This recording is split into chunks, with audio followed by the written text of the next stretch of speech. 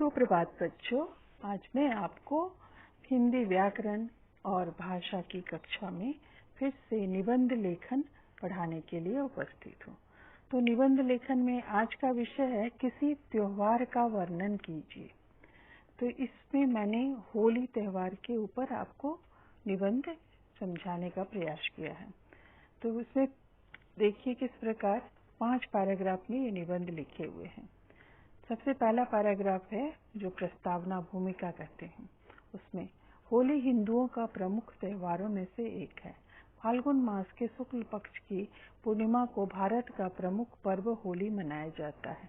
यह रंग गुलाल का त्योहार समाज के उल्लास और नव उत्साह का सूचक है। वसंत ऋतु का मौज मस्ती भरा वातावरण जन जन के तन और मन में उमंग भर देता है। शीतल मंद और सुगंधित समीर चारों ओर अटखेलियां करता फिरता है। प्रकृति नए नए रूपों में नवबंधु की तरह सजी संवरी बरबसी मन को लुभाती है। यह पर्व ऋतु पर्व है। शीत के बाद ग्रीष्म का धीरे धीरे आगमन हो रहा है। चारों ओर नए नए फूल खिले हुए दिखाई देते हैं। रबी की पकी हुई फसलों से हरे सुनहरे खेत देखकर किसान का मन मयूर नाच उठता है। नए अनाज को देवता को समर्पित करने के लिए अन्न की बालों को होली की अग्नि में आहुति दी जाती है। संस्कृत में भुने हुए अन्न को होलक कहते हैं, जिसका हिंदी रूप है होला। पौराणिक रूप में यह पर्व प्रहलाद और होलिका की कहानी से भी जुड़ा हुआ है। प्रहलाद के पिता हिरण्यकश्यप नास्तिक थे। वे अपने पुत्र प्रहलाद को भी ईश्वर से विमुख रखना चाहते थे, परंतु प्रहलाद अनन्य ईश्वर भक्त था। अंत में हिरण्यकश्यप ने अपनी बहन होलिका की सहायता ली। होलिका को अग्नि में न जलने का वरदान प्राप्त था, अतः प्रहलाद को मारने के लिए होलिका उसे अपने गोद में बिठाकर अग्नि में बैठ गई। किंतु आशा के विपरीत होलिका अग्नि में भस्म हो गई और प्रहलाद बच गया।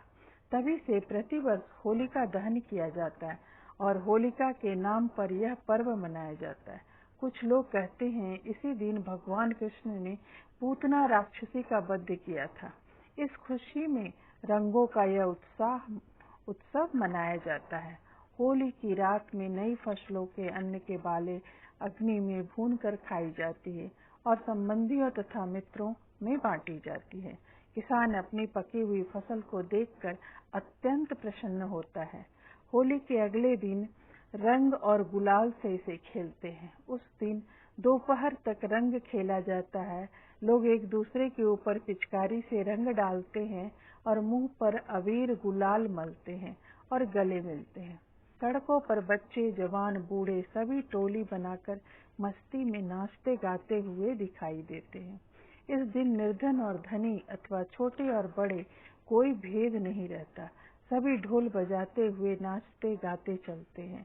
रंग मलकर परस्पर बैर भाव भुलाकर लोग गले मिलते हैं। इस प्रकार होली का पर्व प्रेम भाव उत्पन्न कर शत्रुता को मिटाता है। दोपहर के बाद लोग नहा धोकर नए नए वस्त्र धारण करते हैं।